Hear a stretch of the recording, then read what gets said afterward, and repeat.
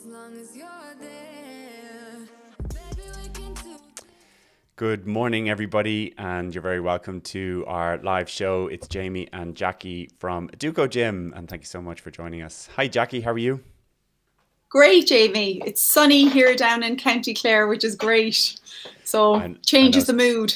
yeah, especially after the last couple of days of battering that we've had here in Ireland. Don't know how it is in other parts of the world, but it's been a very strange spring for us, and we are sure looking forward to some summer weather to even to get outdoors and to walk around. The last couple of days have been pretty horrendous, but today is good, and we are going to chat about hormones, and it's a very current topic.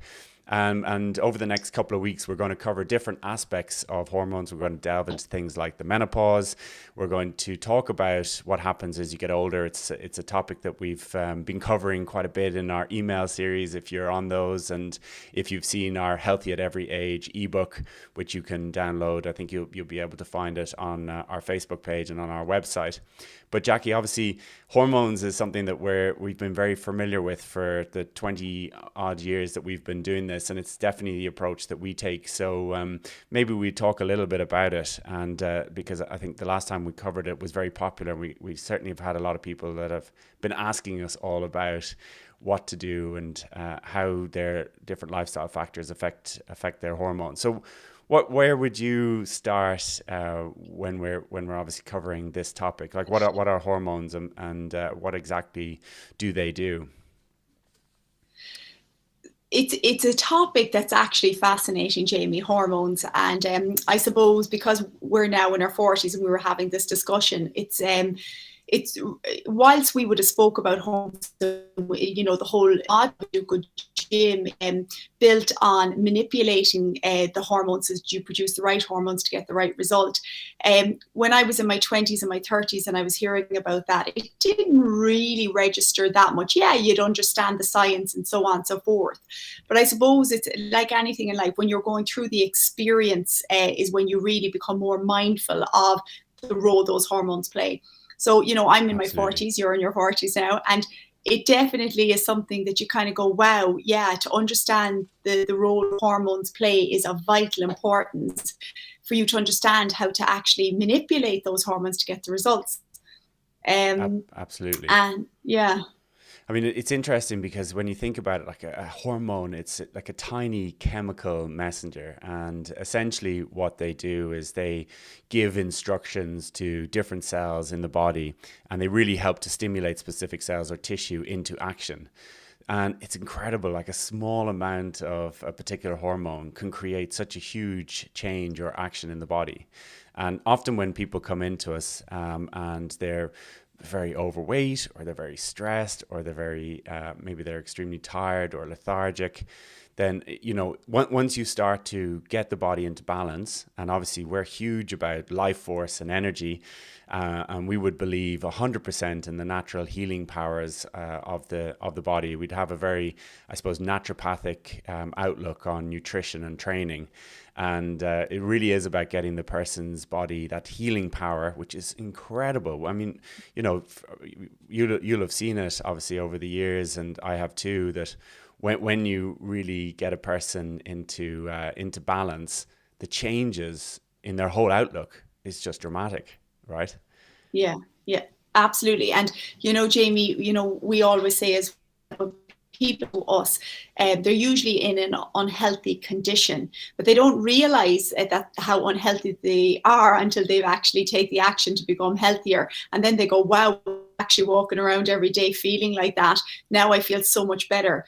And there are steps you can take. So when people come into us, their first step is, we train the body. So we educate them with the right type of training. And Jamie, I'd like us to discuss a little bit more about that.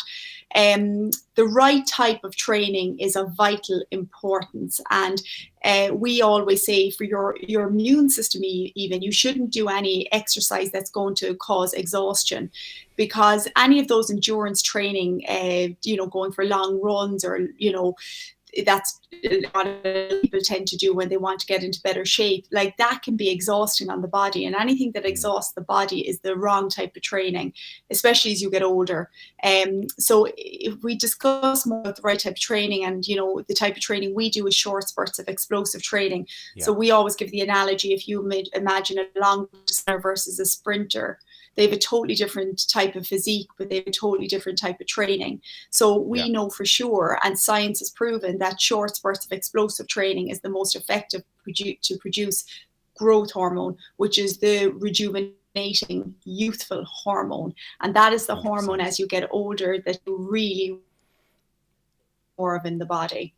Yeah, absolutely. So, I mean, the different lifestyle factors that really have affected people. I mean, if you look at maybe the state of people's health and how it's changed over the last 50 or 60 years, I mean, it's huge, it's dramatic, right? So people are way more out of shape. They're subject to a lot more stress. They have a lot of different substances and chemicals now in the environment, and which are very much entering into people's diets. And that's not some sort of conspiracy theorist. It really is, because as different chemicals have been introduced for different farming techniques, for example, or different types of packaging, at different stages, they've been banned from production in different countries. So something, for example, the Roundup chemical that is used in farming in the US, it's banned in Europe because of the effect that it can have on not only us, because of what livestock are eating and how it affects even the way that plants are grown and farmed. So people are arriving in a very different state nowadays than maybe they were 50, 60, 70 years ago. And so it's a huge change, and there's, in such a short period of time, there's such enormous change. Even when you look at nutrition and how it's changed. So for 99.8% of the time that we've been on the planet, we followed a particular type of nutrition and lifestyle. So think about it, 99.8% of the time. So over the last 10,000 years, which is actually only about 0.2% of the time we've been on the planet, there's been this dramatic change, and we haven't quite evolved as rapidly as our diet has. And so when somebody arrives in a Educogym, typically they've maybe been following an extreme version of this experimental diet. They've had a huge amount of intake of things like sugars and carbohydrates. And not saying that carbohydrates are necessarily bad, but obviously the different forms that people are consuming now,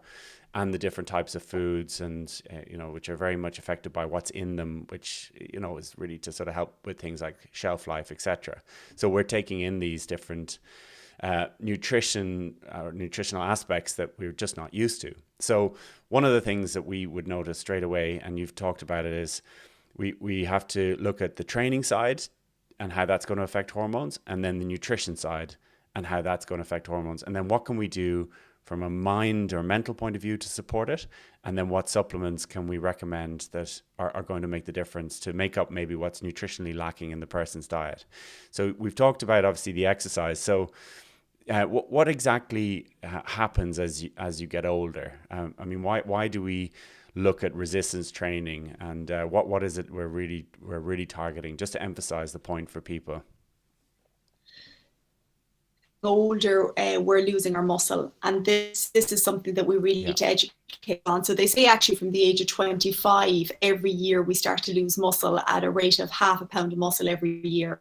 As that muscle's breaking down, not only are we losing it from our physical body, we're losing it from vital organs.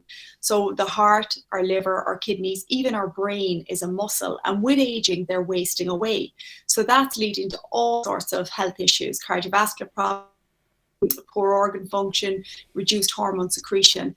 So, when we come into us, we explain that, saying, but what relevance is that really? The relevance of that is that, so not only are you losing muscle as you get older from your physical body, you're losing it from the vital organs, right? So as we're losing that muscle, that's causing our metabolism, which is the rate at which we burn the calories for energy, to reduce by up to 45% in efficiency. So people would say, I'm still eating this, but gaining this on-site fat where I wanted more of the youthful toned muscle. So if we look at what people are doing, the first step in our education to them is that, yes, if you look at what you're doing the wrong type of training. And they'll all agree, because they're all going out there with great willpower, doing hours of aerobics, walk, running, spinning classes, and then they'll combine that with maybe a low calorie eating plan. Now, if people, and I think it's a point that the research has shown that if you go and lose weight through all that aerobics and running, they show that 60% of the weight you lose is actually muscle, and only 40% is fat loss. If you combine all that aerobics with low calorie eating, 90% of the weight a person will lose will be muscle, and only 10% is fat loss. Now, remember, guys, that's a disaster. So that is causing your metabolism to drop in efficiency. So that is not the ideal solution. So what we know is that muscle is rejuvenating. Muscle tissue is what's going to get your metabolism working at its absolute best for you. Muscle tissue is that furnace that burns up the calories. So that's why doing the right type of training, which is what we do, which is the resistance training, is what is the answer or the solution to actually build that muscle. And then I suppose, Jamie, when you're doing the training, like if we speak maybe even about the growth hormone, like growth hormone, and there's ways, and I think like one thing that I actually realize is that I need to highlight that more to my clients, as in manipulating the not eating for 2 hours before you train, or eating and not eating for an hour after you train, to get that growth hormone effect. Because a lot of the people in the fitness industry encourage people to take a protein or to eat something directly after training, whereas that's something we don't actually educate, or not educate, we don't encourage people to do. Yeah. So maybe if we speak about growth hormone, if you explain to people how that comes about with the type of training we do. Or let's even explain what growth hormone is. Yeah, 100%. So growth hormone is your rejuvenating hormone. It's nicknamed the king hormone because of the effect it has on all your other hormones. So, and it's really the one that helps to rejuvenate the body. And you tend to release it during the night, but after the age of 25, what can often happen is that although that you don't stop producing it, you actually just stop releasing it, and primarily because you stop growing.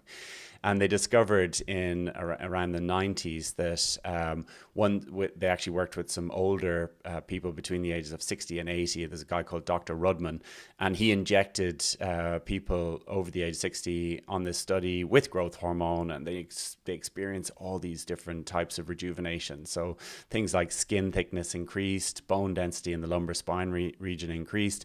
Anecdotally, they noticed that hair thickness improved, color in the hair improved, sex drive improved, all very important things. And so literally without any changes in lifestyle factors, so they didn't change their diet, they didn't change the type of exercise they're doing, they were just getting injections of growth hormone exogenously from outside.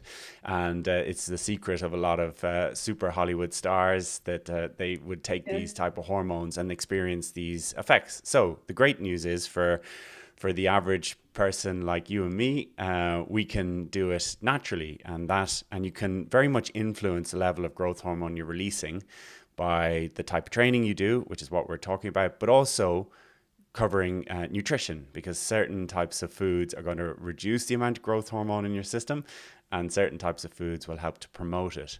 So we obviously look at it from an exercise point of view. In research, the more intensely you train, the more growth hormone you release. And the other part of that is that making sure that you don't over exercise. So it's great to train with intensity, maybe 3 times a week maximum. But then after that, the more you exercise, the more you release another hormone called cortisol. So maybe you'd mention a little bit about cortisol and the effect that it can have, because I think that's really important, because there is the other side of the coin when it comes to exercise. So cortisol is our stress hormone, and generally people who do endurance training will produce more cortisol. So in Educogym, the reason we keep our workouts to 15-20 minutes is because the research has shown that growth hormone will peak at 15-20 minutes. And if you keep training beyond 20 minutes, cortisol, that hormone cortisol, kicks in, and it basically kills the effect of growth hormone, which is what you don't want. So cortisol is a stress hormone that breaks muscle down. right? So that's why when I see people out running the roads, I'm like, stop, you're doing, you're putting in all this effort to do the wrong thing, and you're not going to get the result that you actually want. So the cortisol is a hormone that usually, too much training can cause cortisol. So like you just said, Jamie, that we recommend generally for your average person, high intensity training, maybe 3 days a week is that you need to produce the right type of result. Now, again, you can walk within a walking zone that doesn't produce too much cortisol. What I would say to people is that if they're out and they feel exhausted after their workout, that is an indication that you're probably after producing too much cortisol. You should not feel exhausted after a workout. You should almost feel pumped and a bit euphoric, that you can take on the world from it. Like you should be full vitality. Now you're probably after producing more of that growth hormone. So cortisol is a stress hormone, and there's a product that we do recommend, Jamie, because if we look at modern day life, people are stressed, and stress is one of those triggers for cortisol as well. Yeah. So we recommend Pantac, and Pantac is fantastic for your adrenal glands, and they're the glands that help you cope better with stress. So they'll also help you with cortisol as well. Yeah, I don't know, is there anything else that you want to add there, Jamie? Yeah, I mean, I think the interesting thing about cortisol, and just to touch on the point that you're making, Jacqui, that when you train, and you train with an all-out intensity, what you'll find is that straight after that session, like literally as you're doing the exercise, obviously you can feel the fatigue in the muscle, and you can feel the burn and everything, but you get this rapid recovery after it. And then you get this big blast of energy. And it's similar when people are considering what sort of foods they're having. It should happen in the same way. You should have a meal, or you should have food, and it should give you this great level of energy, not like the Sunday roast that people can gorge on and then they want to sleep for the afternoon. It's the opposite effect. So everything that we do is all about trying to create as much energy in the person as possible. So we look at what changes can you make to increase energy, and then what changes do you need to make sure that you're not blocking your energy. And I think that is so important. So the effect of cortisol when you're very stressed or when you over exercise can have this effect of really reducing your level of energy, wearing down the body. So think of it like wear and tear, think of it like exhaustion. And it's actually interesting because the menopause has been covered a lot recently. And that is one aspect that people really need to consider, is that your adrenal glands actually can make up for some drops that you have in estrogen levels. It produces a different type of estrogen. So, but if your adrenal glands have really taken a hit, then you can really notice a large drop in estrogen, which then definitely can change how you're affected by things like the menopause. But we're going to cover that in more detail, and we're going to definitely bring in some experts to help bring us through it so that you get a lot of benefit from it. So reducing cortisol, increasing growth hormone, how does nutrition then impact it, and what role does that play? So nutrition, so insulin, right? So, when people are carrying a lot of fat around the belly, I call that an insulin belly. It's an indication that you're eating a lot of foods that are producing too much insulin. So insulin is a fat storing hormone. And if you are producing a lot of insulin, growth hormone can't exist at the same time. So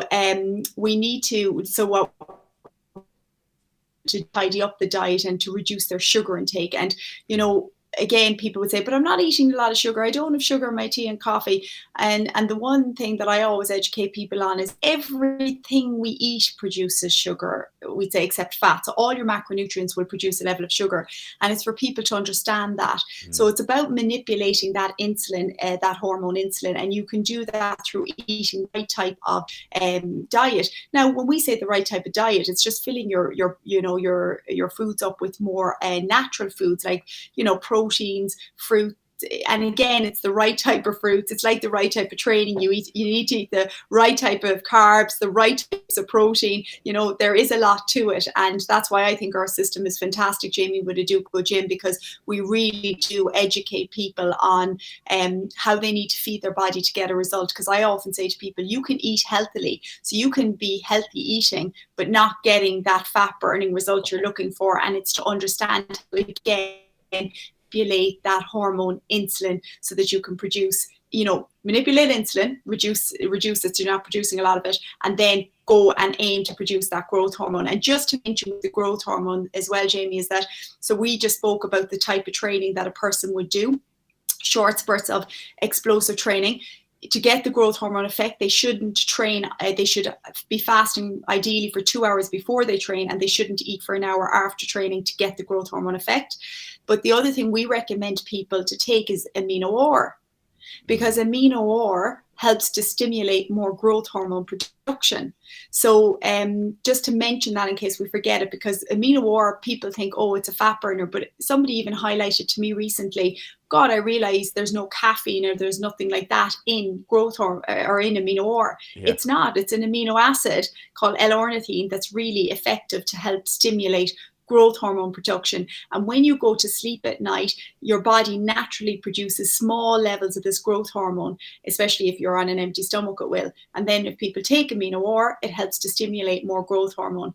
So anyway, I digress. So back to insulin. So insulin, yeah, I'll let you fill in the gaps there, Jamie. Yeah, no, well, not many gaps at all. And it's really to get it into perspective for people. So typically what happens when a person is coming to us, okay, the majority of people are probably looking to lose weight. And I mean, you can look statistically, the majority of people are overweight. So, and the reason that they tend to have gained that extra weight is because of the type of nutrition that they're consuming. It's going to play a big part. Now, stress is going to play a part. Maybe the type of exercising they've been doing has played a part. Maybe the type of dieting that they've done in the past is going to play a part because their muscle tissue may have been affected. Now, what happens as you get older is that your cells become more resistant to this hormone insulin.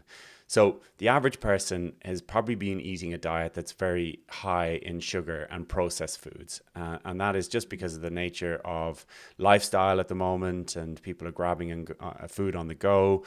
And, a lot of sugary foods have entered people's diets, and it's become a habit, and it's becoming more and more acceptable. I can remember when we were younger, you had very little sugar. You were allowed it on very rare occasions.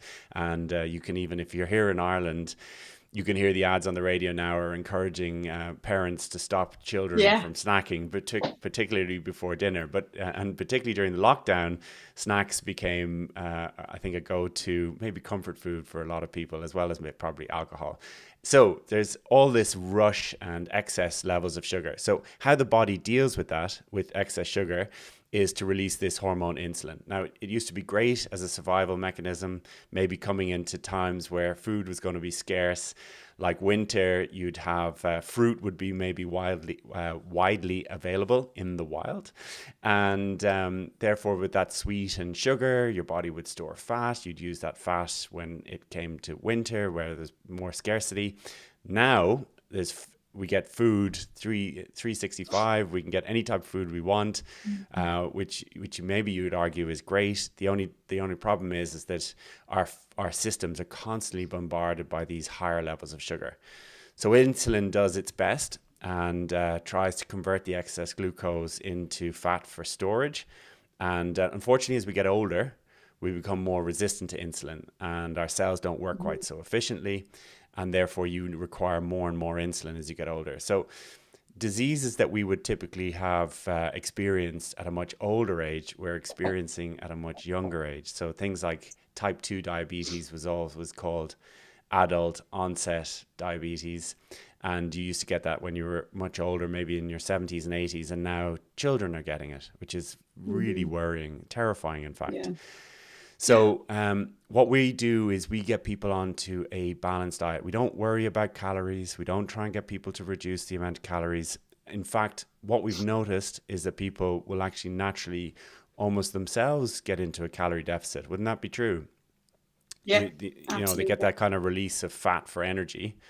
And that almost suppresses their appetite naturally. I mean, it's not an unnatural suppression of your appetite. It's just that you're getting energy from your body fat, and therefore you require less from your foods. You just don't feel hungry.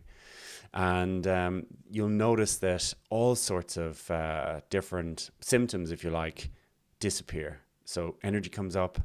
You don't feel so lethargic. when your energy comes up, your outlook on life improves, right? And Yes. you'll notice that definite health markers will improve. Things like triglyceride levels, which are an indication of heart disease, they reduce. You obviously lose fat from your waist, which means that you're losing it from around your organs, so you don't have that very dangerous fat stored around your organs. So I mean, it's absolutely incredible to watch people, and it's very rapid at the beginning, right? I mean, how much would you notice people would lose in the onset of that particular type of program? Well, generally in the first 2 weeks, women can lose anything between 5 and 10 pounds in the first 2 weeks. Yeah, The other thing, Jamie, is that because we do want to discuss menopause further to help people with more of an understanding of that, and I suppose that's why we're covering the hormones of getting into good shape. So between growth hormone, insulin, and cortisol, they're three vital hormones to understand. And you and I would know that when we deal with clients, especially women, let's say in their 40s or 50s, when we get them on a good eating plan and we get them training with the right type of training, yeah, that causes a massive change. Because I'd often have women say to me that they're waking 40 times during the night, and suddenly when they get on a good diet and a right training regime, that they're actually sleeping soundly throughout the night. So that's a huge step in the right direction for every human being, but yeah. especially as you get older. And so just to say that that it is like, I know Davina McCall covered a program on menopause for women, but they actually highlighted where resistance training was of huge importance for going into menopause to help with all the symptoms that they may Yeah, face with that. absolutely. It makes Yeah. such an incredible difference. So, I mean, if you can imagine, okay, let's say menopause is obviously a natural process. And what's interesting is in some cultures, they don't experience the same type of symptoms that we might do in a more westernized culture. So they're looking at, I think there was one Mhm. really interesting study where they found that women in Britain were 6 times more likely to develop breast cancer, which can be, as a result of the change in hormones.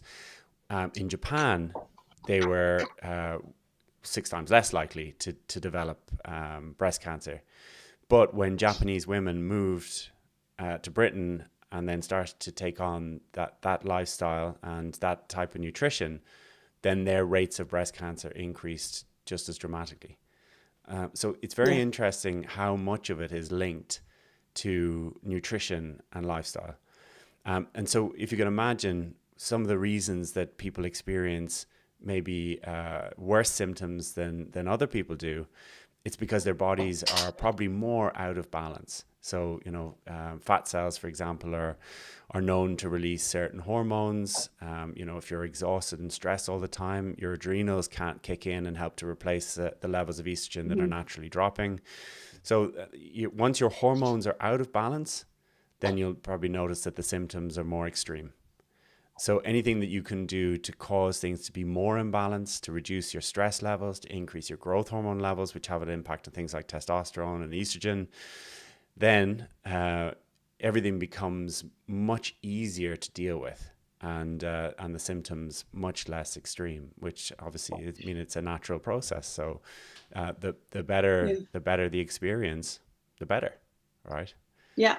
And that's our job is to educate people and to inform people of the hormonal changes that are happening in the body, but to understand the hormones and the impact that they can have on results. So Jamie, I would often say to people, people eat their way to unhealthy, but they think their way to unhealthy as well. Totally. And I just would like to even explain about a little bit more about that, Jamie. So Educogym is a model. We train the body, we train the mind. So when people improve their diet and their training, that helps their mind. So women that might be experiencing brain fog or anything like that, by improving those two, it improves the mind and the focus Mm. and the concentration. But, you know, the third step in our model is where people actually can apply their model to their life, and it transforms every area of their life. And they do that by actually going on a 10-day seminar with Dr. Tony Quinn to educate themselves in the area of the mind and human potential. And as Dr. Tony Quinn would often say, that the best hidden health secret is this life force and this power within every human being.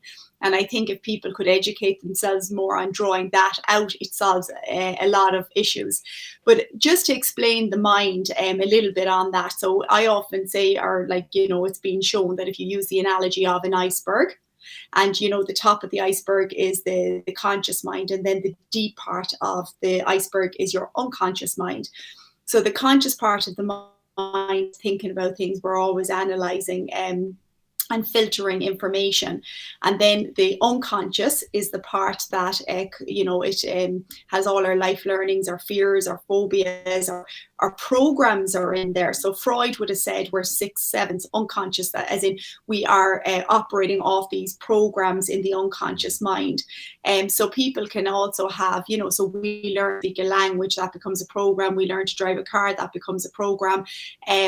People are lonely, they're depressed, they could be unhappy, they could be, you know, all these things are actually, you know, learned programs that people will carry out for the rest of their lives without even realizing that they can actually, you know, there are steps for them to take control of this and to change it and almost reprogram their mind like they would with a computer. But when clients come into us, you know, we know by talking with the clients whether they're probably going to succeed in this area or not. And generally the people who actually really succeed is because they've made up their mind. They've completely decided that they want to change their life and get into better shape and have more energy. And without them understanding the mechanics of what they've done, they've created a program, and they're driven from that program. Yeah. So remember, Freud said we're 6/7 on autopilot. So we are literally carrying out our programs. So the reason I wanted to speak about all that is because we have programs in there of how we eat. We have programs in there of how we speak to ourselves. So we never actually ever think, is this thought that I'm thinking good for me? Or is this food that I'm about to eat and consume good for me? And is it going to get me to the result that I want to achieve for myself? So that's our job in Educogym, and it means education. It is to educate a person on how the mind actually works, and to almost make them more consciously aware of. Yeah, so this is what I'm hoping that this talk that we're covering today will do, to make people consciously aware of hormones. Because I was listening to Joe Duffy, and lots of women were ringing in, speaking about menopause and about all the symptoms that they were going through. And the one thing I became aware of, Jamie, while I was listening is that they, you know, everybody was explaining the symptoms they had, but nobody was coming up with the solution. And that's what we will explore more of in next week.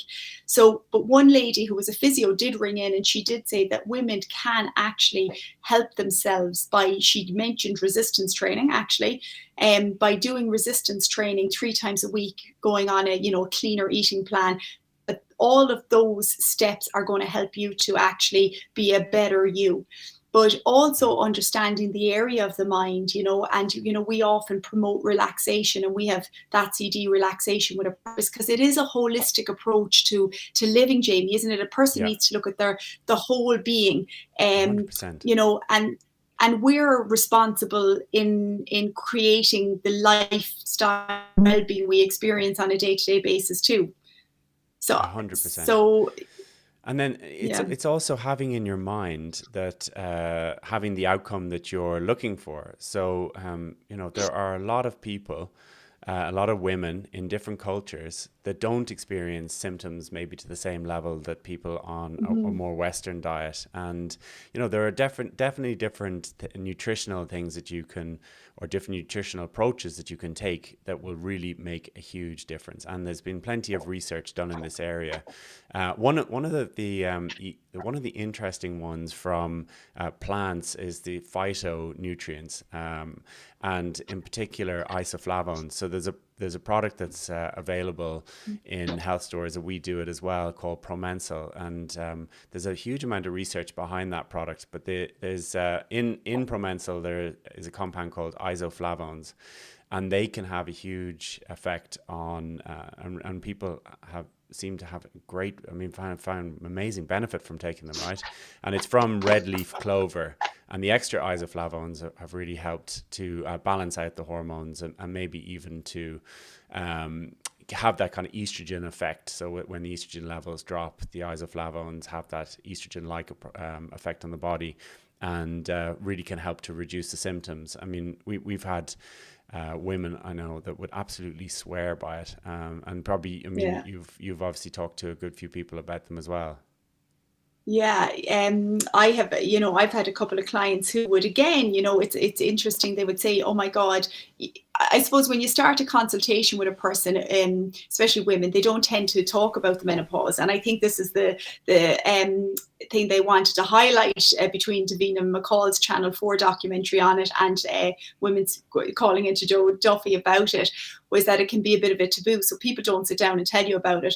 But when you develop the relationship with your client over a period of time, they start to explain to you, "Oh my God, not only am I seeing that I'm getting into my clothes and I'm having more energy," then they tend to say, "God, I've been, having sleepless nights, insomnia, and since I'm exercising, eating, I'm sleeping, soundly throughout the night."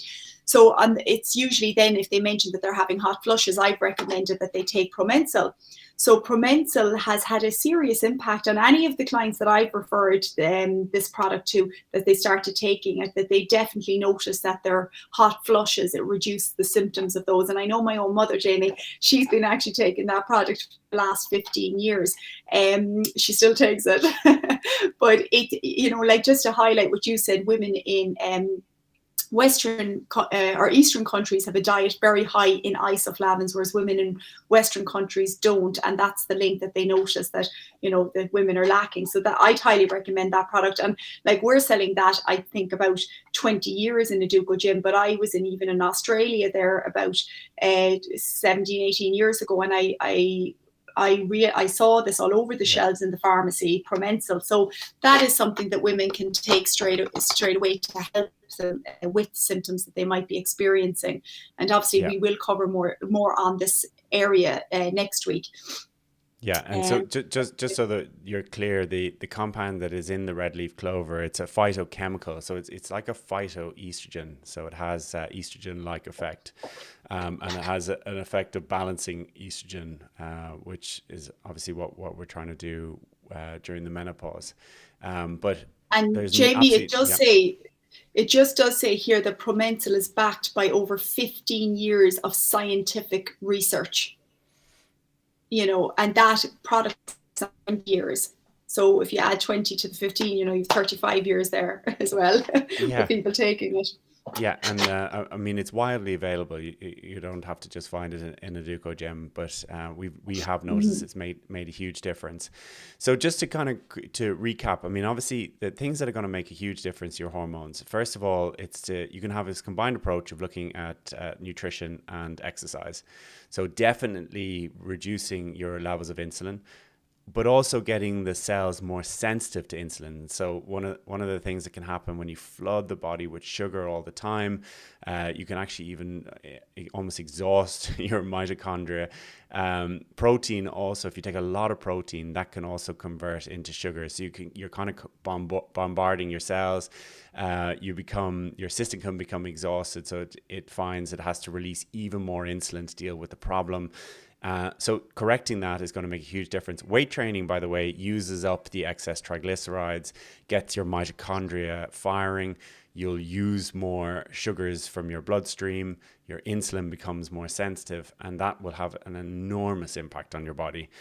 And then combine that with the extra production of growth hormone. And just to say, by the way, insulin and growth hormone, because I'm not sure we mentioned it, are antagonistic. So what that means is they basically work opposite. So when your insulin goes up, growth hormone tends to come down. So your rejuvenating hormone, the one that's going to really get you firing on all cylinders, improve things like energy and drive, sex drive, the whole lot. Insulin can really suppress that. So once you reduce insulin, it gives a chance for your growth hormone to come up. And then the type of training and talking about the fasting cycles that you mentioned, Jacqui, sort of making sure that you're not eating right before training, make sure you're not eating right after training, gives that growth hormone a real chance.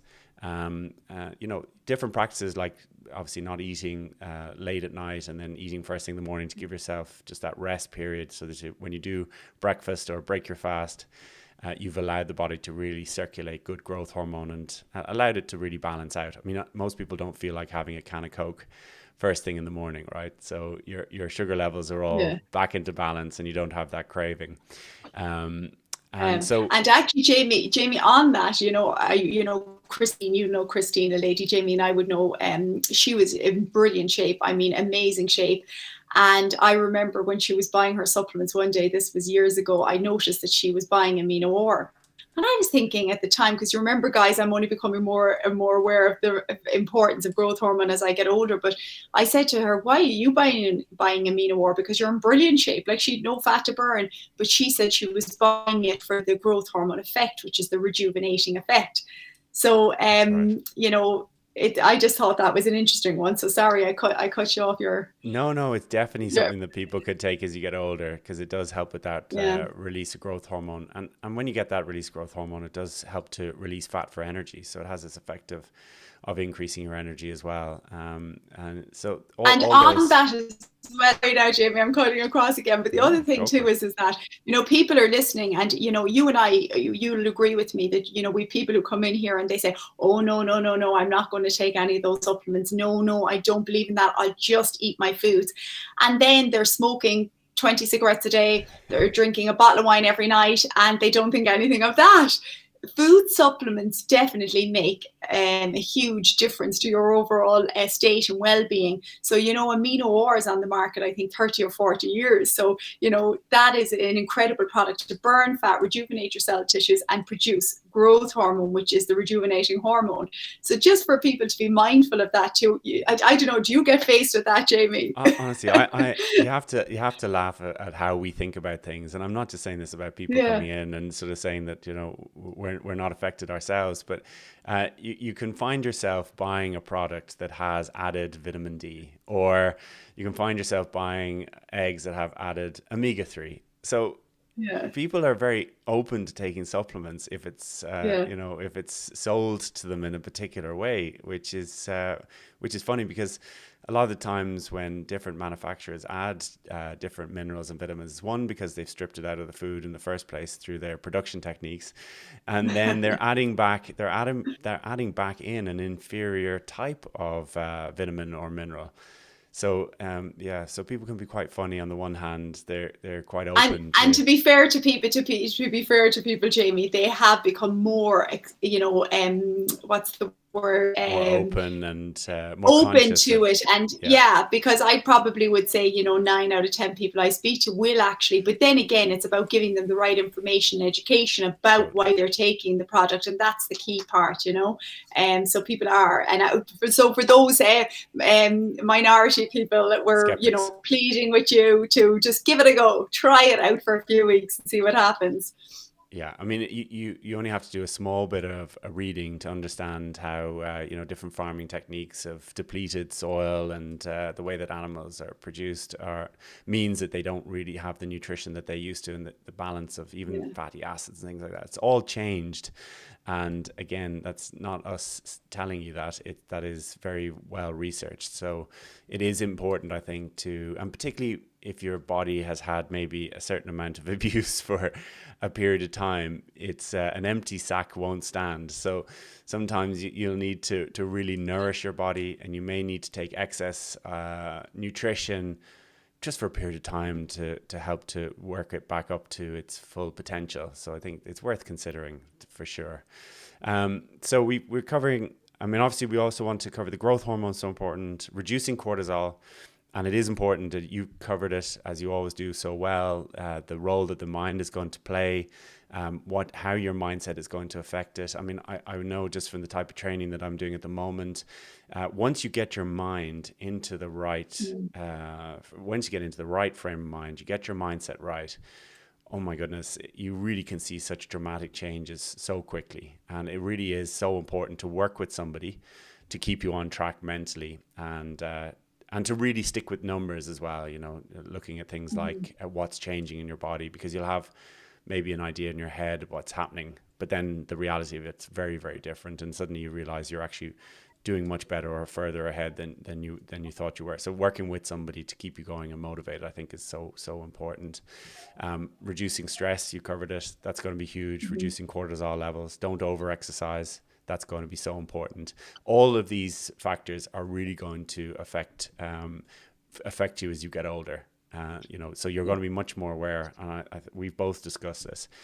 What you get away with in your 20s and the level of exercise and what you can eat is just very different. So as you get into your 40s, your 50s, your 60s, it becomes even more vital to make sure that you're doing the right things, because you'll be much more sensitive to it, right? I mean, I think everybody listening to this or watching this can definitely attest to that if they've got older. Which it happens to us all. It does. Yeah, so I think that's we're definitely going to cover the menopause in greater detail, and we're really looking forward to doing that.